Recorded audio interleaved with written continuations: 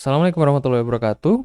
Nama saya Ananda Rizal Daristio. Selamat sore. Kita pada sore hari ini akan membahas tugas satu Jarkom, yang dimana si tugas ini kita disuruh menjelaskan tentang switching. Tapi di dalam switching ini kita disuruh menjelaskan ingress sama egressnya frame melalui switch ya, melalui portnya switch. Lalu ada prosesnya ARP untuk switching sama pembentukan MAC address table. Lalu proses learning dan forwarding pas adanya ARP tadi itu. Oke, kita langsung masuk saja ke sini. Paket tracernya kita bisa bikin langsung ke pakai paket tracer switch di sini. Kita endpointnya di sini pakai PC aja. Yang pertama di sini ada PC 1, 2, 3 sama 4. Nah, kita samain aja dengan MAC address-nya lagi. IP address-nya. Kenapa kita perlu IP address ya, walaupun di sini dia switch-nya bermainnya di layer 2 bukan layer 3. Karena kita mau ping nanti. Kita mau ngeping si komputer lain agar kita tahu sebenarnya ARP ini buat apa. Sementara dia booting switch-nya, kita mau konfigurasi melalui desktop. Kita pakai kelas C aja. 8.0.1.1 gitu aja deh. Nggak usah pakai titik 0. Oke, silang. Kita di PC 2. Titik 2. Ini, ups. Titik 3. Sama titik 4. Oke, kita sudah bisa bikin yang kayak gini. Kebetulan juga ini sudah juga online switchnya. Kita langsung masuk ke simulation aja deh. Kita show none, habis itu kita pilih ARP. Kita mau jelaskan ARP-nya dulu untuk bisa masuk ke ICMP, untuk ke ping-nya. Jadi kita mau buka command prompt. Kita mau nge-ping si 2, berarti kan kita ping paste bisa nggak? Tik 2. Nah, kita pause kan. Nah, pertama kali dia ping, karena dia belum tahu ya ini mau kirim kemana, karena kita cuma tahu IP address-nya doang ya. Tapi kita nggak tahu si MAC address-nya, sedangkan ini switch-nya dia di layer 2. Maka yang pertama kali dilakukan adalah kita mau bikin ARP dulu di sini. Dia menyiapkan ARP ya di sini ya. Kita lihat di outbound video detailnya di sini, metodenya dia ARP, ARP. Protocol type ini ya, 800. Di sini dia ARP. Sudah kelihatan di sini ya. Dia outlayer melalui port 2, habis itu langsung ke port 1 di fast Ethernet 0 untuk keluarnya.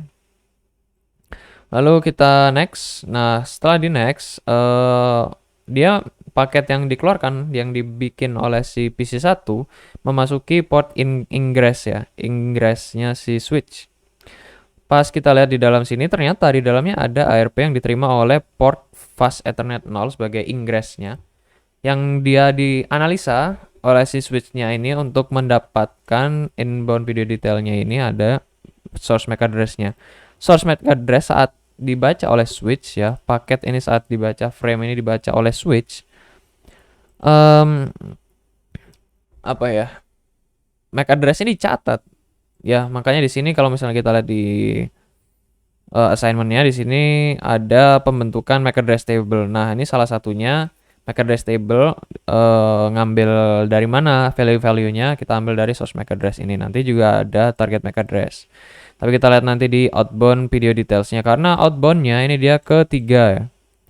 Tuh, di sini ada 3 egress port. Yang pertama ada F11, F22, F21 sama F31.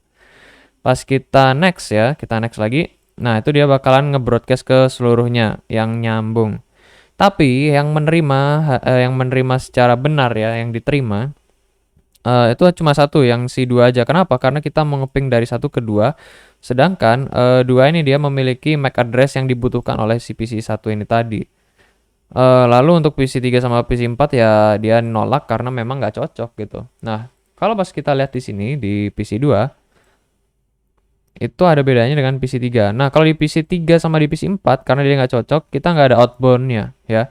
Karena kita nggak perlu ngirim, kita nggak perlu balas lagi gitu loh ke si switch-nya bahwa ini loh, aku ini si MAC address yang kamu cari gitu. Tapi kalau misalnya kita lihat di dua, nah kita perlu outbound video details karena pas kita lihat di sini ya, di sini dia masuk melalui portnya si F00. Lalu dia keluar lagi dari F00 untuk membalas ya. Jadi di sini source MAC address-nya 05 0050 0F9E 9177. Ini seharusnya kalau nggak salah source MAC address-nya ini ya. Kalau nggak salah ya. Coba kita lihat lah. F00. Nah, ini ya, kita sama ya. Ini 9177, ini juga 9177. Nah, ini untuk memberitahukan ke switch-nya bahwa aku ini MAC address-nya sekian gitu. Tolong kirimkan MAC address ini ya, informasiku ke MAC address 9160. Seharusnya ini ya 9160. Coba kita lihat di config habis itu ke sini. Nah, ini 9160. Dia kok bisa tahu kayak gitu? Kenapa? Karena inbound video details-nya di sini ada source 9160. Setelah dia baca, oh ini dari 9160, tolong kirimkan ke 9160 bahwa saya itu MAC address-nya 9177. Nah, pas dikirimkan balik ya, harusnya dari sini kirimkan balik ke switch. Nah, si switch ini menerima di add device ini ya. Kita lihat inbound-nya. Di sini dia masuk melalui port ingress. Di sini port 11. Dia menerima, habis itu nanti dikeluarkan lagi setelah di learning ya. Jadi sebenarnya learning ini apa? Learning itu dia membaca ya, membaca informasi yang di sini ada source-nya itu dari mana, targetnya itu kemana, biar dia catat masuk ke dalam MAC address table ya. Jadi ada tabelnya gitu. Nah, tabel ini nanti yang dibuat mapping oleh si switch. Nanti kalau misalnya ada lagi, kita nggak usah ARP lagi, kita nggak usah nanyain satu-satu. Jadi kita tinggal kirim aja paket yang tadinya udah di learning ini tadi, MAC address-nya. Jadi udah kenal gitu. Kalau kita lihat di sini MAC address-nya itu di learning semuanya, lalu outbound-nya juga kita tinggal forward aja. Jadi learning itu dia terjadi di ingress port. Untuk forwarding itu dilakukan oleh ED ya, lebih tepatnya di fast Ethernet 01 di egress portnya gitu. Seharusnya setelah di learning dia di forwarding kita langsung taruh aja ke PC1 ya nggak sih? Nah, udah langsung kirim ke PC1, harusnya PC1 menerima, oke. Udah bener ya. Seharusnya sih setelahnya nggak ada lagi. Kecuali kalau misalnya kita lihat ICMP-nya. Coba kita cek ICMP.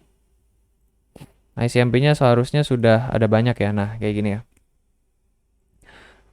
Kita lihat di sini yang sudah ada add device-nya aja lah kalau gitu. Di sini ya. Nah, ini dia ngirim. Sebenarnya untuk learning sama forwarding sudah, ARP pada switch sudah selesai. Lalu pembentukan MAC address table itu tadi juga sudah selesai ya pada saat ARP. Jadi sebenarnya ini kalau misalnya saya jelasin, pertama kita mau buat ping dulu. Tapi karena kita nggak tahu ya, maka harus ada protokol ARP dulu. ARP ini kepanjangannya Address Resolution Protocol, jadi untuk meresolusikan address-nya ini tadi. Kalau sudah selesai, sudah kenal semua, sudah dikirimkan, kita kenalan dulu pakai learning dan forwarding. Learning ini dia untuk mencatat ya. Kita membaca si frame-nya ini, oh ini MAC address-nya dari mana dan kemana gitu. Lalu di forward ini ya udah tinggal dikirimkan aja, diteruskan aja ke tujuannya itu tadi yang asalnya.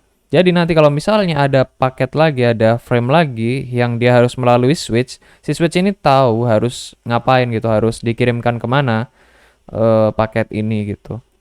Lalu untuk masuknya frame sama keluarnya frame melalui ingress dan egress ini dia tuh untuk menerima gitu aja inbound-nya, habis itu egress ini outbound-nya ya. Jadi kalau misalnya kita ngirim misal dari laptop ini ya, kalau misalnya kita lihat di diagram tugasnya, Ingress itu yang kalau misalnya kita kirim dari sini ya, ingressnya itu FA01, egressnya kalau misalnya kita mau ke sini ya FA02. Jadi keluarnya lewat mana gitu. Ya, kalau misalnya kita lihat semacam pipa gitu deh.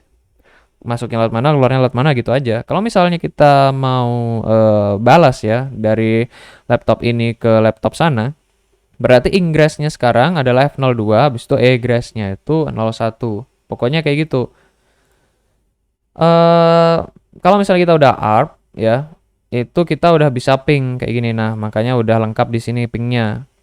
Kenapa kalau misalnya dalam dunia nyata ya, karena misalnya kita sering pegang, misalnya teman-teman yang sering pegang switch atau router ya, terutama Mikrotik, anak-anak TKAJ, teman-teman, itu banyak yang bilang bahwa eh, pertama kali ping itu selalu RTO ya, timeout dia. Karena si ARP-nya itu tadi kita belum tahu MAC address atau hostnya ini tadi di mana yang mau kita kirim itu. Jadi kadang-kadang dia timeout gitu aja. Sebenarnya penjelasannya simpel ya, kayak gitu aja. Mungkin cukup sekian ya dari saya.